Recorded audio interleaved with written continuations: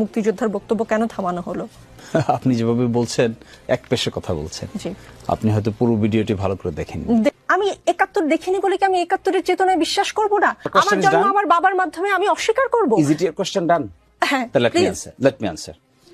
আপনি বিশ্বাস করবেন না করবেন এটা তো প্রশ্ন না। প্রশ্ন হলো you are asking me to say sorry. Jamaat Islami as of today repeatedly attempted to tell express their opinion what they did in 1971 and repeatedly, and even if it has been said repeatedly, the people like you is again asking the same questions. What would be his perception then? আমি বুঝতে পারছি না, ইংরেজিতে বলেছেন তো, ইংরেজিতে এমনিতেও আমি কম বুঝি।